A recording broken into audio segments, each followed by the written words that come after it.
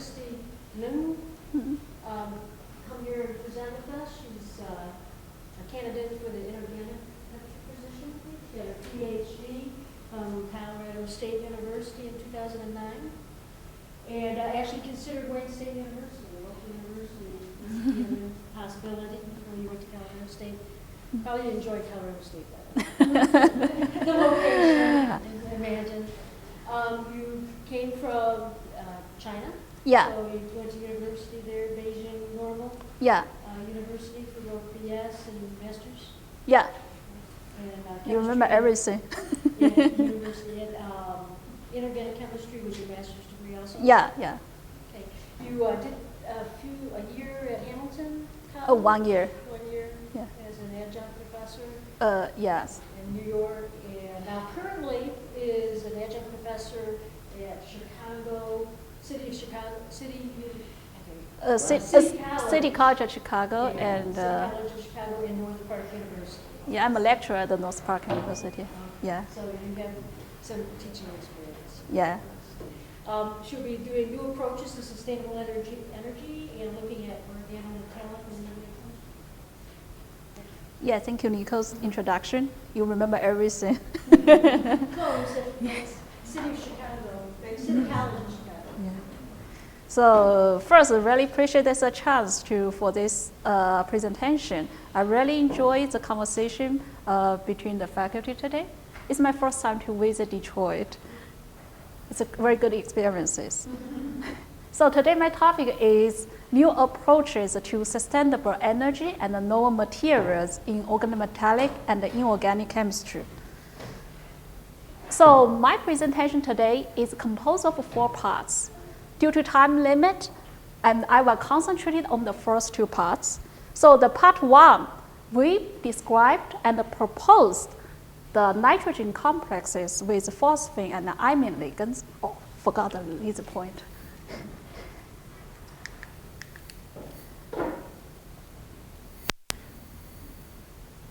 And hopefully, this new generation of the catalysts for olefin metathesis will replace the traditional fuel oil by renewable vegetable oil.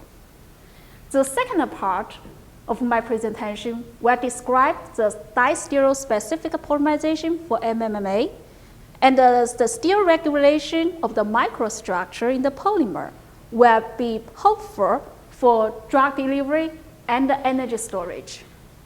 So in the end of my presentation, I will roughly communicate several new materials like a recyclable MOF catalyst for ring opening polymerization of L-lactide and a self-healing polymer with photoluminescence. So let's go to the first part. So scientists in industry are extremely interested to convert the methyl-OLED in the seeds of the sunflower, canola, soybean, and palm to the commercially available products. Schlag and Graf catalysts are well along in olefin metathesis. However, there exists a big concern during the process for the catalyst cost due to its synthetic, TTL-synthetic routes and expensive starting material like ruthenium. So now it's time for us to develop some catalysts outside of Schlag and Graf catalysts, but still active for the olefin metathesis.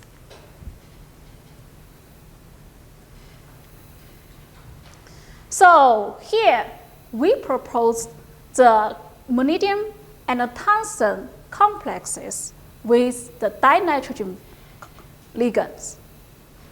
The dinitrogen ligands and the carbene ligands have the same donor and acceptor characteristics. So we reason that if a coordination environment which is capable of nitrogen bonding will similarly stabilize the carbene formation. Additionally, in contrast to carbonyl group, which shows the same sigma donor and the pi acceptor characteristics. Our nitrogen ligand is unique in its inertness, liability, and volatility. So all these reasons constitutes our nitrogen ligand a good carbene precursors. And this is the first reason for us to choose this system. This is due to the molecule orbital constant. The second reason for us to choose this system is our 5' one-port synthesis strategies. The traditional synthetic routes involved multiple steps, including the intermediate molybdenum synthesis from molybdenum chloride, the most accessible molybdenum source. And the reducing agent they used have all kinds of drawbacks, such as high flammability, toxicity, long reaction time, or low yields.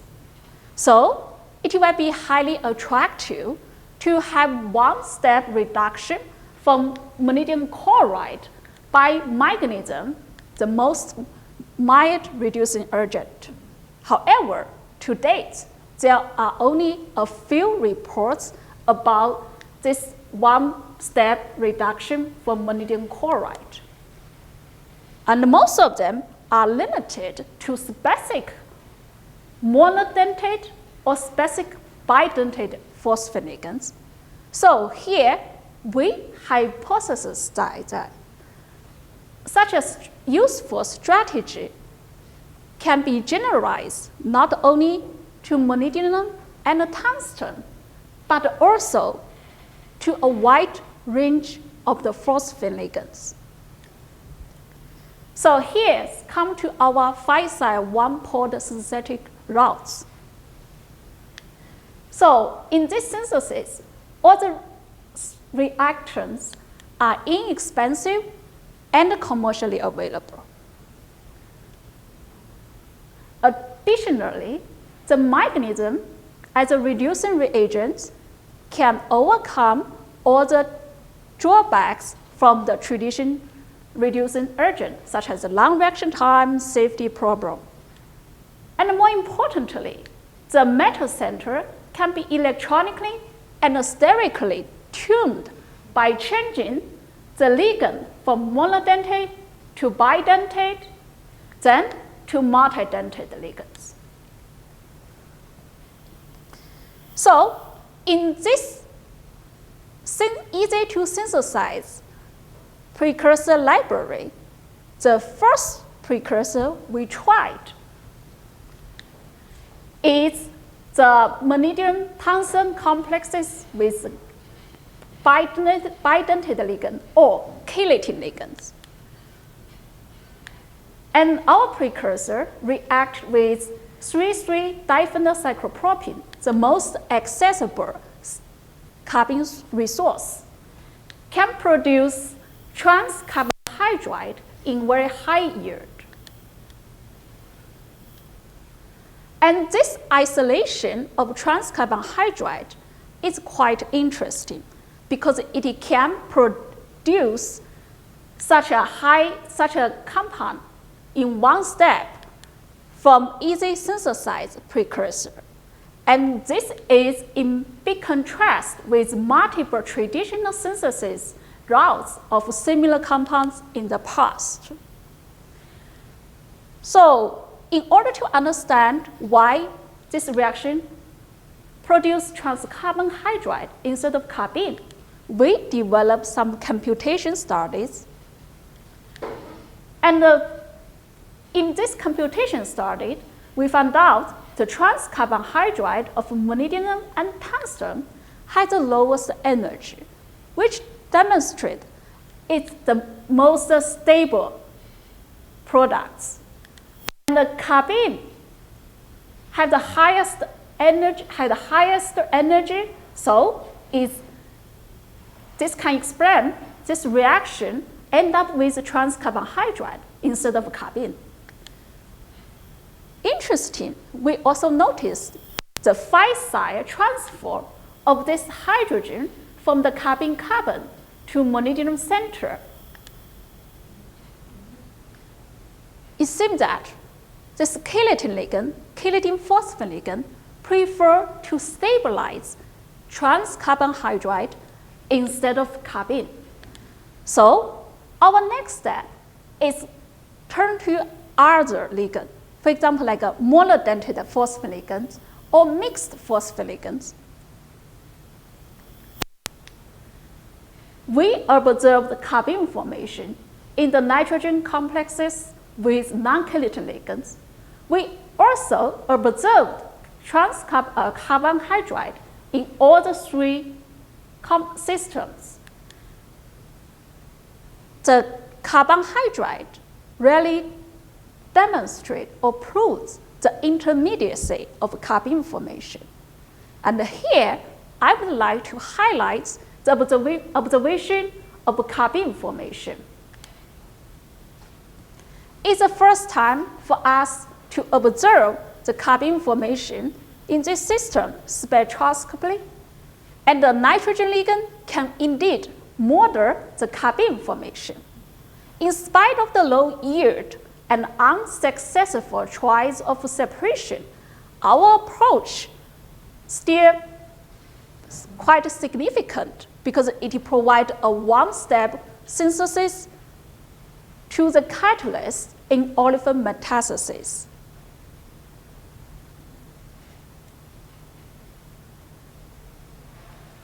We also developed some catalytic studies with these nitrogen complexes with non-chelating ligands, and they are active for the olefin metastasis in novoline, which works as an alternative substrate for our vegetable oils.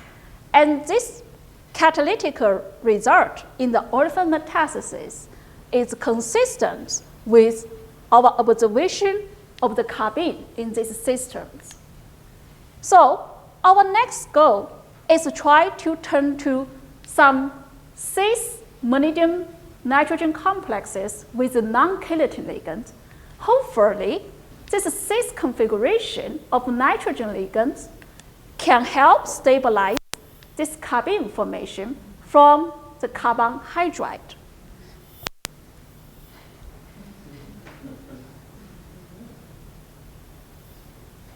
So the next precursor we tried is a cis precursor with non-chelating ligands.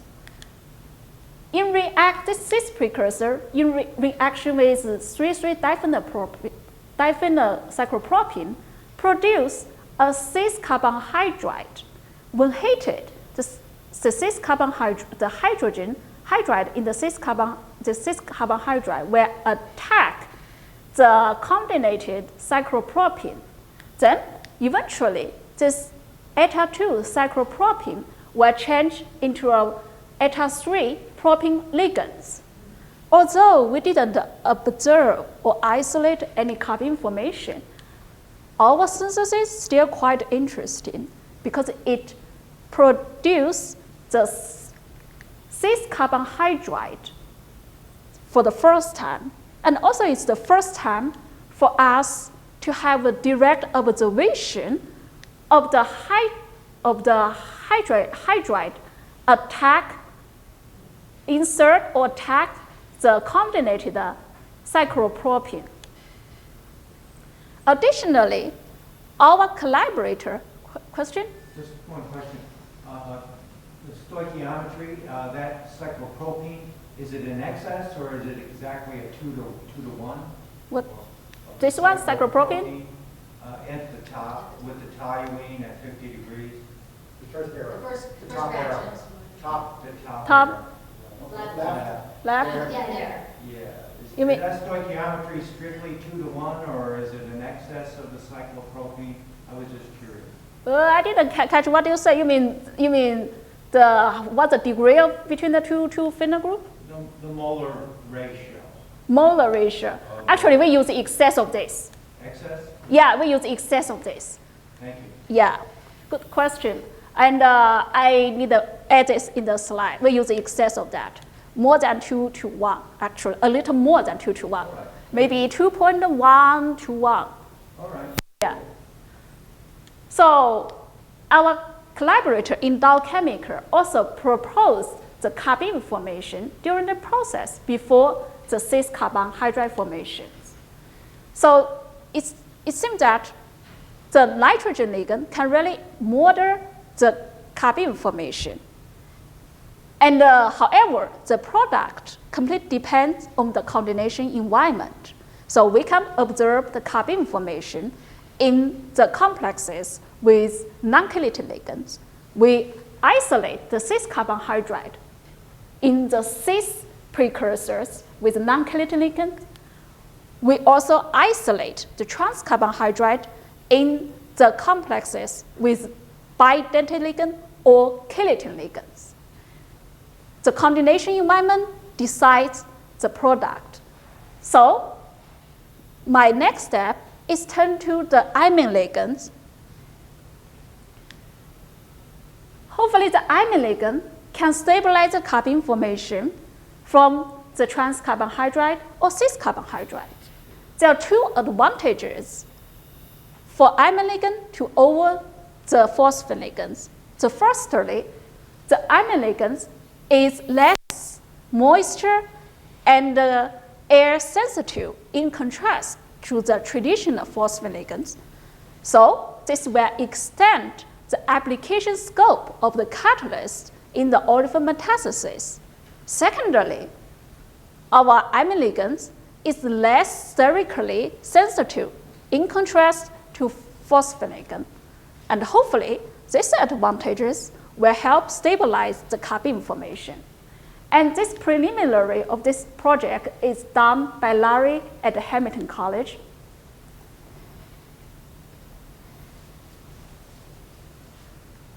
I also would like to apply this one-port synthesis in the heterogeneous catalyst, since the heterogeneous catalysts have increased recyclability and stability in contrast to the traditional catalyst.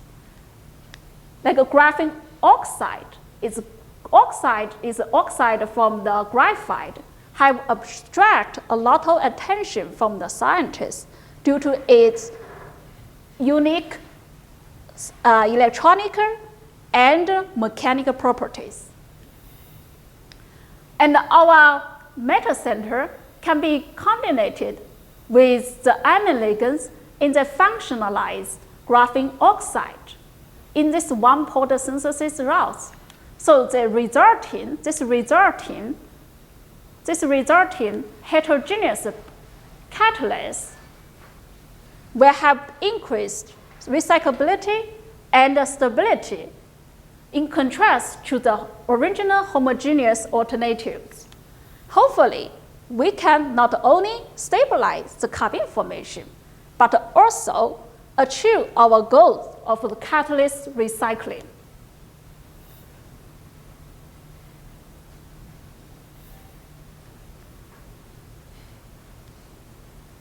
So, this new generation of catalysts in olefin metathesis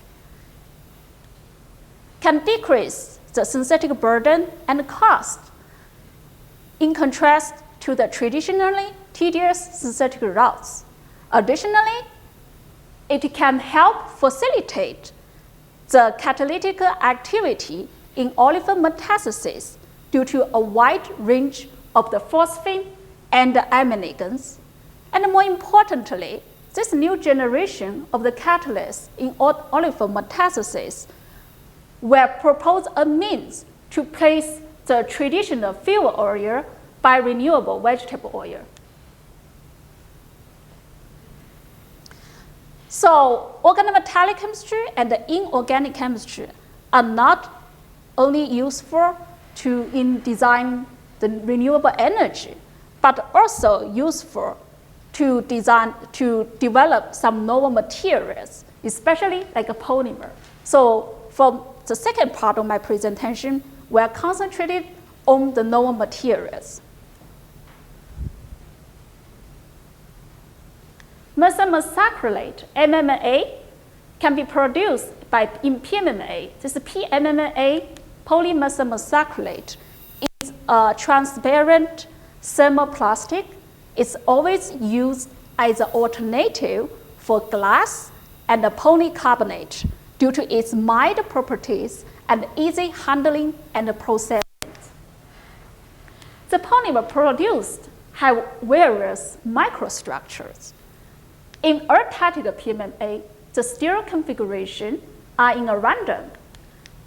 In the isostatic PMMA, the stereo configuration in the successive stereogenic center are the same. In the syntiotatic PMMA, the stereo configuration in the successive stereogenic center are in the opposite. And the most interesting part is the distereo block PMMA. So in this structure, the isostatic block is chemically linked with the syntiotatic block. A wide range of properties such as optical, thermal, and mechanical properties depends on the microstructure or tacticity of the PMMA. And the microstructure can be easily characterized in DSA, GPC, and NMR, especially the tacticity can well be observed by methyl tri-distribution in the proton NMR and the methyl pentile distribution in the carbon-13 NMR. Due to differences in the methyl group, the differences in the methyl group, due to the differences in the methyl group at the different magnetic environments. And here we have some spectrums for isostatic PMMA, syntiotatic PMMA, and the distereo block PMMA.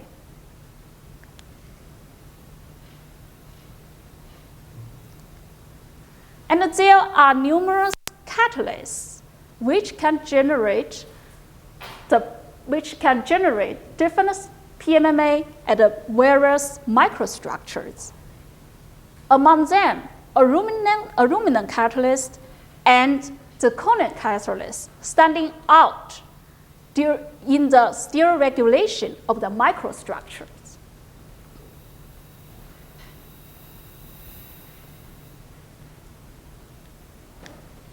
The aluminum catalyst can produce syntiotatic PMMA. The zirconium catalyst can produce isostatic PMMA. The inert ligand can model the structure of the intermediate, in the polymerization, and the following microaddition can speed up this polymerization process.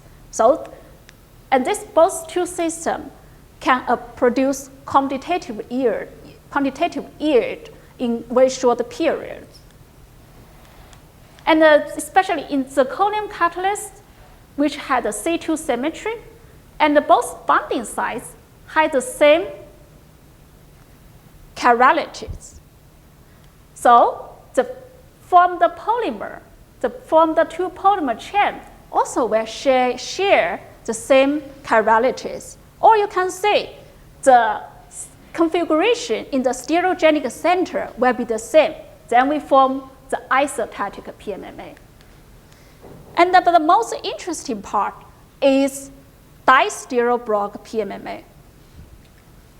So in this structure, the isostatic block is chemically linked with the syntiotatic block. And this is not pure simple diblock, it's a multi-block. One isostatic block, one syntiotatic block, then another isostatic block, syntiotatic block is a multi-block. And we applied a complicated system for this distereo specific polymerization of MMA. Altogether, we applied 4 catalysts. During the process, 2 propagating centers are produced, A and B.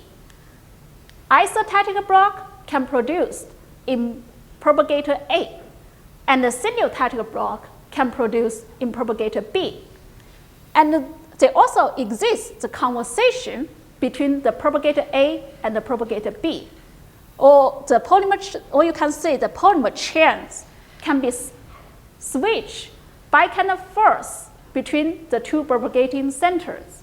So if the conversation speed can catch up with the propagation speed, disterol block PMMA is formed.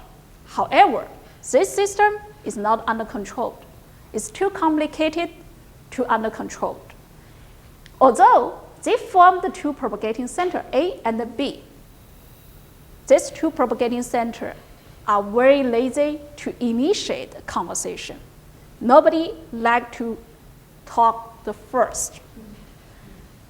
So here we hypothesize, can we pass propagator A and B go directly into propagator C? Can we design a catalyst which exactly or similar with the propagator C with a base enolate ligand? And we can propose a catalyst with a base enolate which exactly look like the propagator C. And the following microdistinction from this enol to the Ruminian active MMA will initiate the polymerization in a very facile way. So, and this is the synthetic route for the precursor we proposed. We start the preparation from the neutral ligand to produce the dimethyl precursors. The proteinases of the dimethyl ligand with the triflic acid produce the zirconocene bisotriflate precursors. And the reaction of the lithium isopropyl isobutyrate with zirconocene bisotriflate precursor yields our final precursors. So after hundreds of polymerization rounds at various conditions, disterol block PMMA is produced by zirconocene bisenolate precursor in combination with the two equivalent of the aluminum catalyst. And preliminarily, we propose that there exist two catalysts, two propagator centers in this system, the red one and the blue one. The isostatic polymer chain and the symbiotic polymer chain can be produced by the two propagation centers respectively. In the meantime, there also exists the conversation between the two propagating centers. So disterol block PMMA is produced. However, here, besides the disterol block PMMA, this system are also capable to produce syntactic PMMA and isostatic PMMA by simply controlling the ratio between the monomer and the catalyst. So our second generation of disterol-specific polymerization is under control. It can not only produce the disterol block PMMA, but also produce isostatic PMMA and the syntactic PMMA. And additionally, our system only contains two catalysts, which is much more simple than the first generation catalyst, which contain 4 catalysts.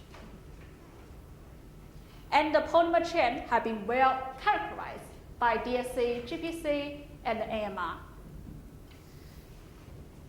And to understand more mechanical details in this system, we developed some elementary study between the zirconocene bisenolate and the two equivalent of aluminum MMA products.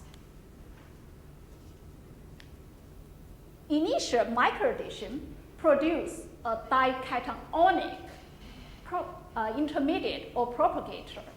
However, this intermediate can only be spectroscopically observed at a very low temperature once temperature increased, it will isomerize to a relative stable intermediate stream. The relative stable intermediate stream will eventually convert into a more stable intermediate 2. Both 2 and 3 have been spectroscopically and crystallographically characterized.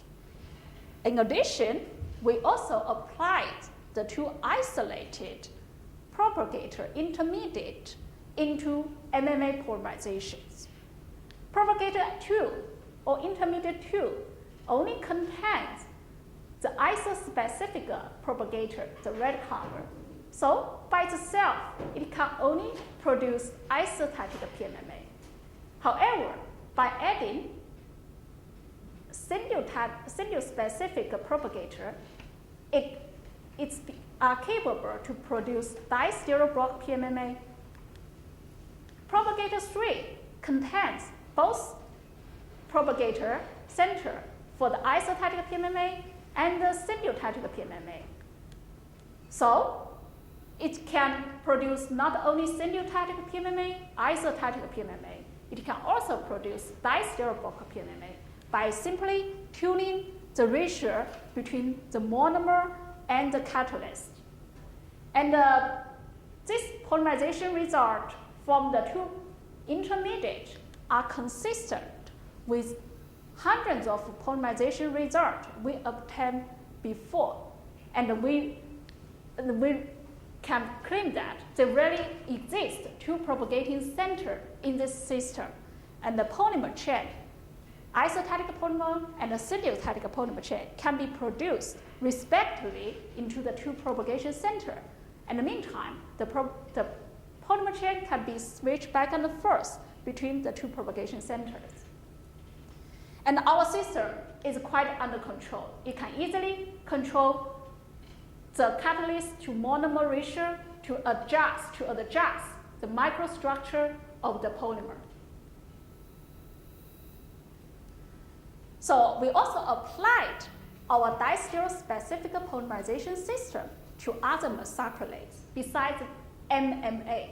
For example, like N-butyl mesacrylate, ether hexamesacrylate. As our anticipated, our zirconium catalysts in combination with 2 equivalent aluminum catalysts are quite active for the homopolymerization and the copolymerization of other mesacrylate, so producing the polymer in quantitative yield in short periods. Additionally, the microstructure of the polymer produced are adjustable or tuned by changing the polymerization conditions. So our system can offer diverse polymer with various microstructure. This is exactly desired by industry. One catalyst system, multiple materials.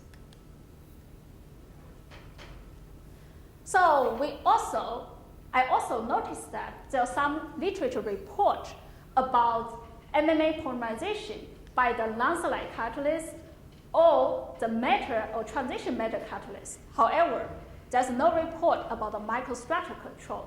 So here, I was wondering if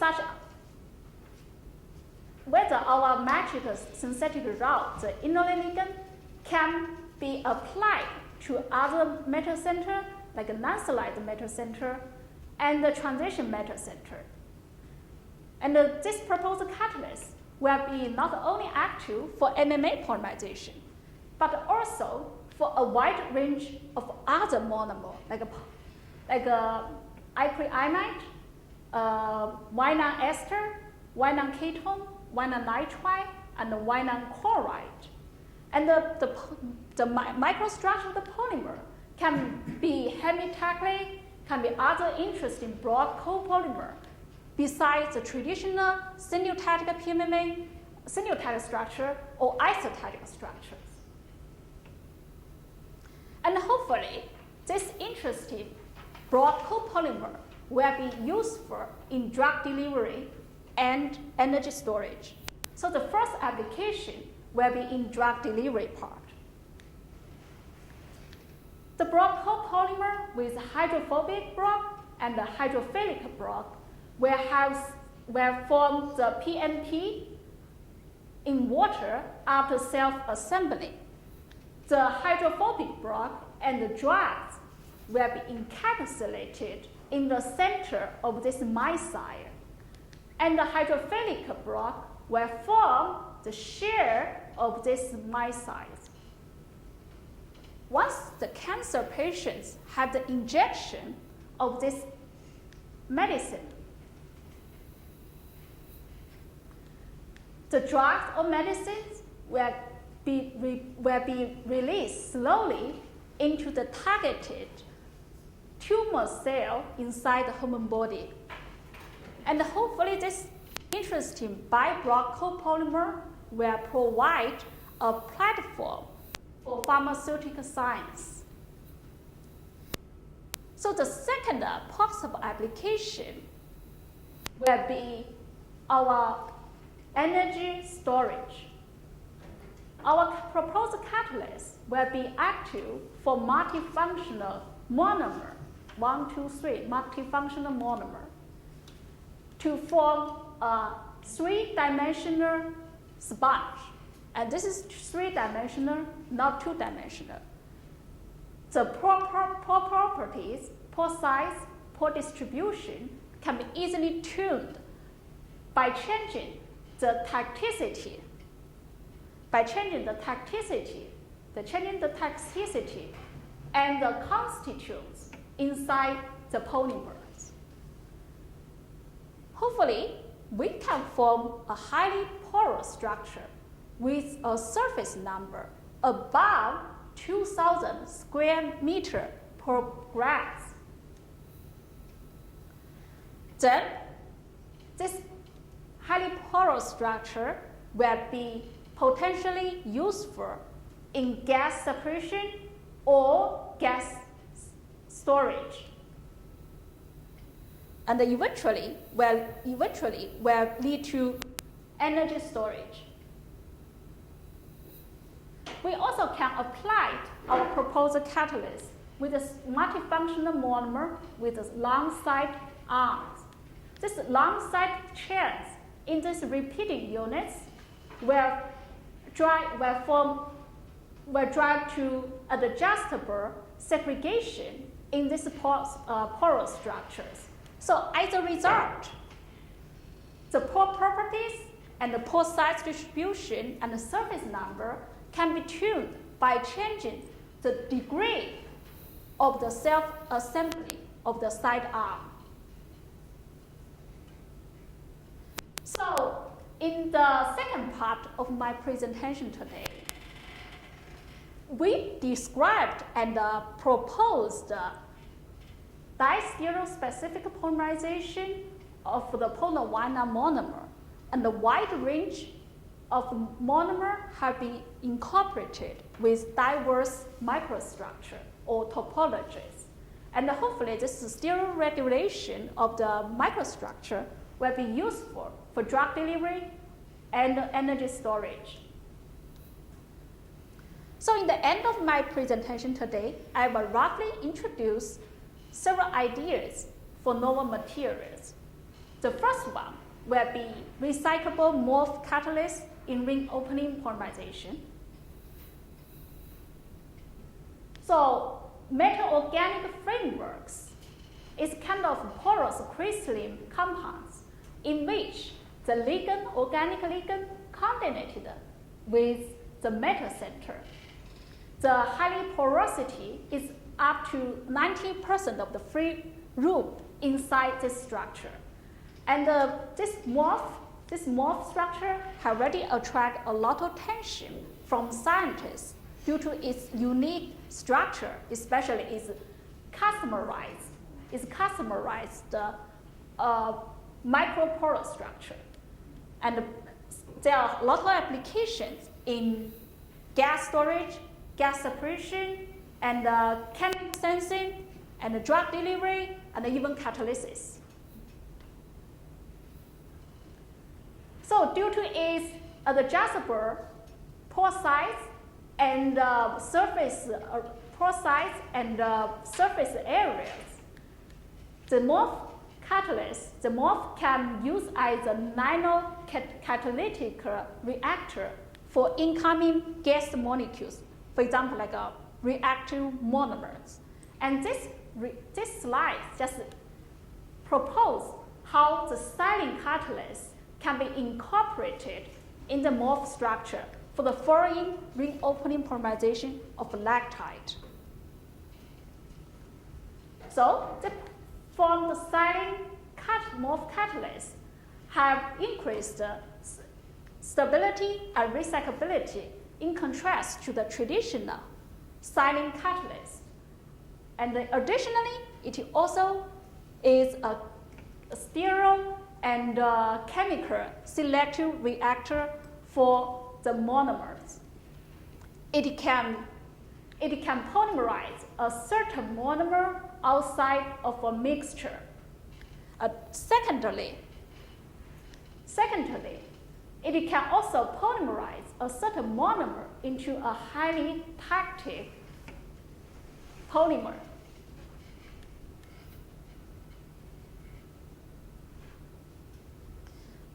So the last part of my presentation, I roughly will introduce the self-healing polymer with photoluminescence. Nanthallite has an atomic number from 57 to 71 in the periodic table.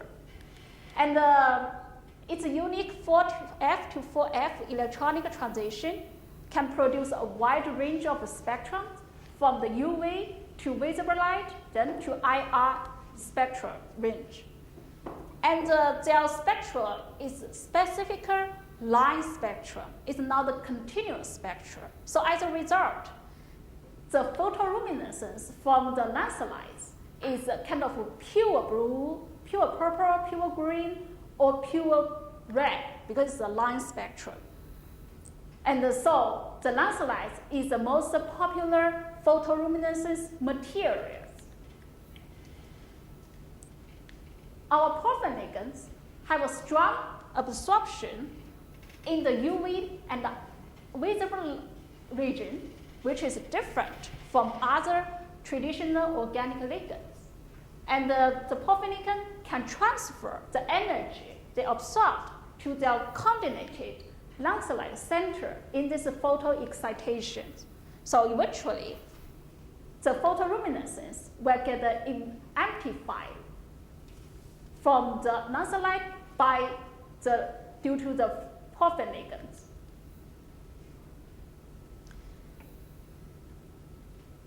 And this proposal just suggests how can we incorporate how can we do the polymerization by nanthallite porphyrin ligands, and the catalyst residue of this catalyst in the polymer can repair the future damage in the polymeric structure by another polymerization in the presence of light.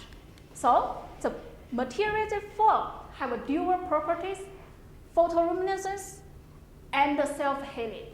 And hopefully this will extend, this microstructure will extend the lifespan of the traditional photoluminescence lighting devices, displays, amplify, and lasers.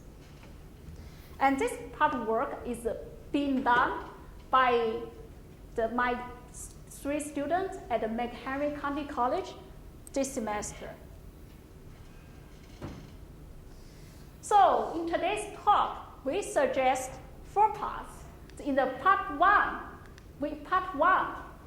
we develop and propose dinitrogen complexes with phosphine and imine ligand.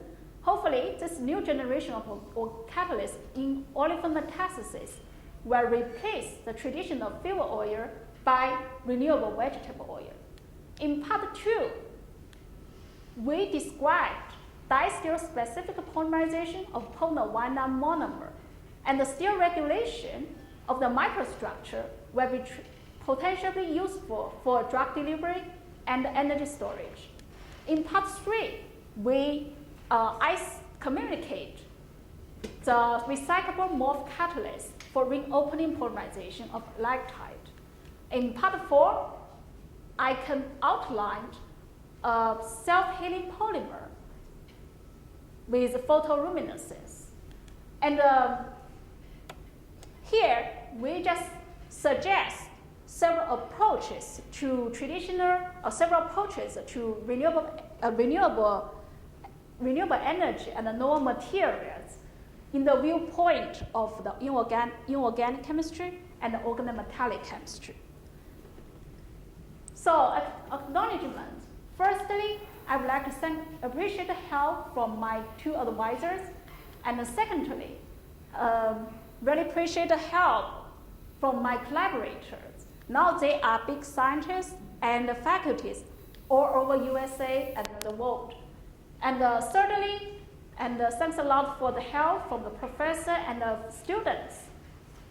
I worked in last several years, like MC Henry County College, North Park University, where I work as a lecturer there, and the City College of Chicago. And this campus is quite interesting. They have 4 main buildings, and the building is connected with each other by a pyramid construction. So we can commute from one building to another building by the tunnel inside this pyramid. And lastly, I really appreciate your time, and thank you for your time, and welcome to any question.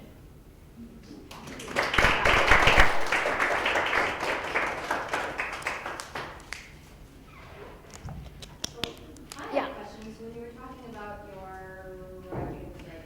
the zirconocene catalysts, right, for the stereotactic PMMA bioservices, and you said you have the 2 different intermediates which you could use to, but the one you said intermediate 3 was really only stable at -20. So I was curious about how did you keep it in that form when you were using it as a catalyst to generate those?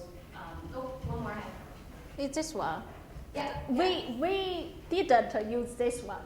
This one cannot be isolated. So it was so that one, it was intermediate 3, and intermediate 3 is more stable. Yeah, this one is more stable. However, this one is relatively stable, so still can initiate polymerization. Okay. It will decompose slowly after several days. Okay. But if, So the time frame for that catalysis must be shorter than 24 hours. So Yeah.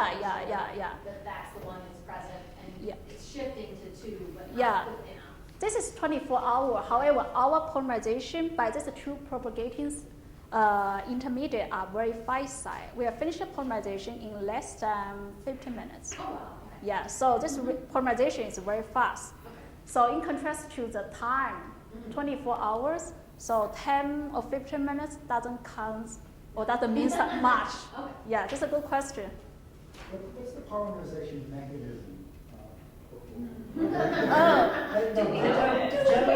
General class. The mechanism actually is very, very complicated. And I dare not to introduce this mechanism here because we will spend 1 hour to talk about mechanism. Is it general class cationic chamber? This mechanism has 3 parts. It produces syntactical PMMA in one propagating center. So the second part, another propagating center will produce the isos tactical PMMA. I think the mechanism for the growth, that's all. Is it? I didn't. Chamber? Is one at a time with a catheter? Now, so either they can talk and have a conversation all the time. So it's very complicated. Even now, I'm not very confident to say we have already studied the mechanism completely.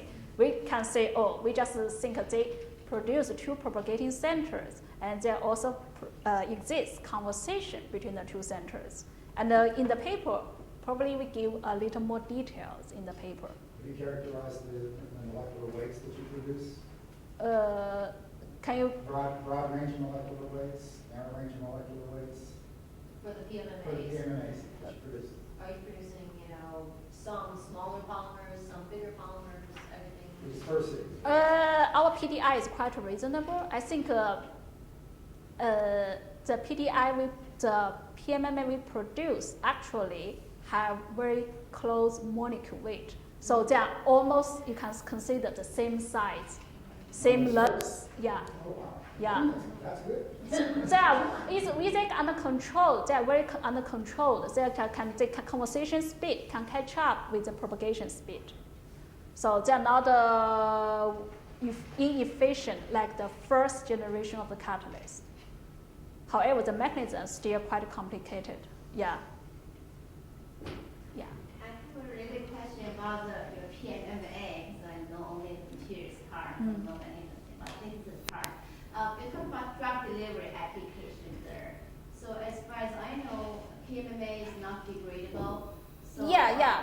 So that what happens after drug is released? Are you going to recover this PMMA?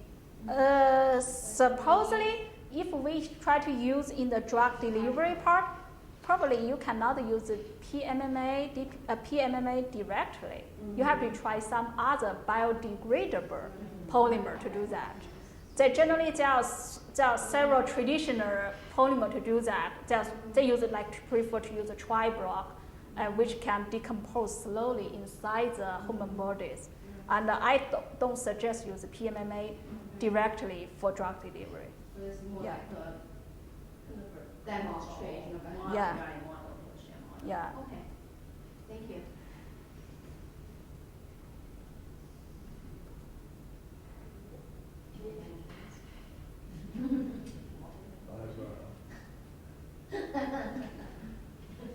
No, I honestly haven't generated any questions. I have one. Uh, Your metals catalyst, you may have mentioned it, I missed it. Are they commercially available? you mean the first project? Well, I was curious about, I was curious about the molybdenum, I was curious Oh, yeah. about the aluminum and the zirconium catalyst. For this one, all the starting material will be commercially available, just one step of synthesis for this one. Everything is cheap and inexpensive and commercially available. However, for the zirconium part, for this synthesis, I would say now, if you want to save price, if you have a lot of labor, you can start from neutral ligand. But if you have a lot of labor, you can go directly to the zirconocene dimethyl precursor. And this part, this part is commercially available, but not very cheap, maybe several $100, several grams. Yeah. Can you recycle that one? We haven't achieved the recyclable heterogeneous catalyst yet. We haven't achieved that part yet. Thank you. Yeah, for the rest of part, you have to synthesize yourself. Oh, yeah, and the aluminum one, that's commercially available too? The aluminum one, this one. This one, Yeah. this is one step of synthesis. Commercially available products. It's between, I think the reaction between some kind of tri-borane and some reaction between borane and trimethyl aluminum is a one-step synthesis. That two starting material will be commercially available. So it's like pentafluoro... Yeah. Bromobenzene? or Yeah, something? yeah. Okay, thank you. Are there any safety issues associated with the use of that cyclopropene that you use? Do you have? Cyclopropene, that is the first. Yes. That one is quite not stable at a low temperature. It will slowly polymerize, or you can say olefin metastasis in the presence of light. But if we store this 3 BPC in the refrigerator, in the freezer, it's quite safe. It will not get polymerized or not get have any olefin metastasis reactions. You don't need to store in the glass box. You just put in the freezer. -10, -20 Celsius will be okay. So it's okay in the hands of undergraduates. Yeah. And this synthesis, maybe, I did that maybe 2 steps. Once you can finish it one time, can use that for several years if you put in the freezer. Yeah.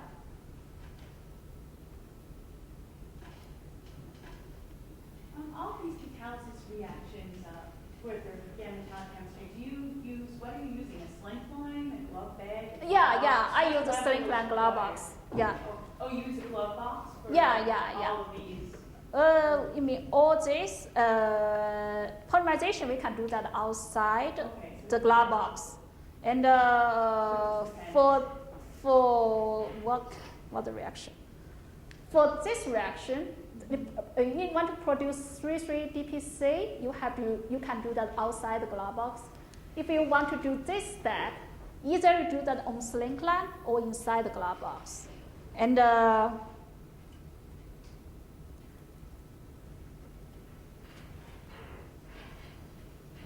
For these 2 steps, I think we can do outside the glove box. So none of what you presented probably requires a glove box? Like Yeah.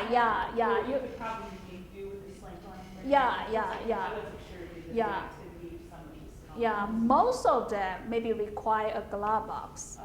And yeah, some of them probably don't need a glove box. Yeah, if don't glove box, then we can do more inorganic synthesis. Right. Yeah. So my plan is quite flexible depending on what kind of facility are available. Because some schools they don't have anything. They only have general chemistry lab glassware. So for that condition, like for example, like McHenry County College, they don't have anything. And then we have to do some synthesis, organic or inorganic synthesis with the most simple glassware. We try to finish synthesis and grow a crystal. And maybe hopefully can send to other places to solve the crystal structure. Then get a GCMS data or NMR data. Then can hopefully can publish a small paper like inorganic chemistry, or even low level like a journal of crystallography, ABCD, some journal like that. So my research plan will be quite flexible. Since this doesn't work, we don't have this, we can go to do something else. Yeah. So just get ready for. Yeah. Any more questions? Thank you. Yeah.